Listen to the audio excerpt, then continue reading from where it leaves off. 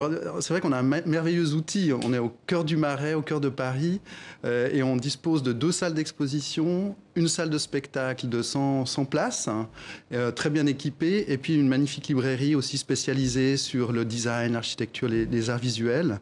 Voilà, donc que faire de cet outil? Jusqu'à présent, il y avait toujours eu une politique, une programmation pluridisciplinaire avec une grande reconnaissance, je dois dire, pour les arts visuels, parce qu'on a évidemment l'intention de continuer avec ma collègue Claire Hoffman qui va s'occuper précisément de la programmation arts visuels, et puis développer un peu plus le spectacle vivant, qui est mon dada, parce que moi je viens de là, j'aime ça, j'aime la création contemporaine. Vous avez d'ailleurs dirigé un théâtre dans les quartiers nord à Marseille. Absolument, mais j'y ai présenté d'ailleurs des Suisses aussi à l'époque.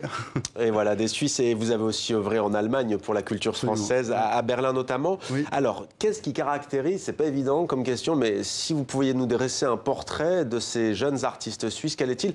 On parle souvent d'eux dans la chronique culture de 64 minutes et dans bien d'autres programmes de TV5 Monde. Que représente-t-il pour vous, Alors, je pense déjà, il y a plusieurs Suisses. Il y a la Suisse alémanique, la Suisse italienne, la Suisse romande. Mais malgré ces différences linguistiques, je pense en fait que ce qui pourrait caractériser la création suisse, c'est qu'en fait, il y a peu de références au passé. Je trouve que les créateurs suisses sont très ancrés dans le présent, dans le contemporain. Qu'est-ce qui fait question aujourd'hui?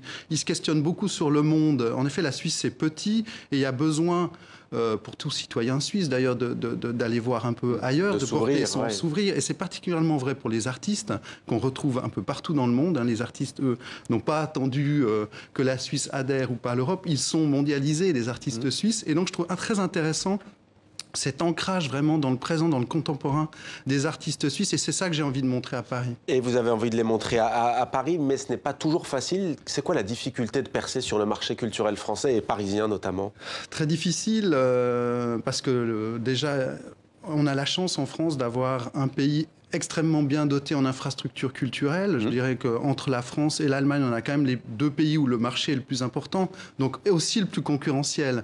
Donc il n'y a pas seulement les Suisses qui essayent de faire leur marché ici, mais c'est le monde entier, en fait, je dirais.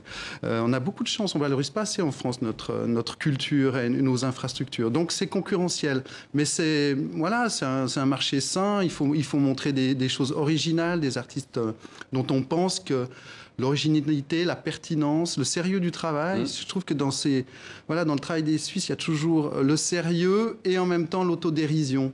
L'autodérision. Alors,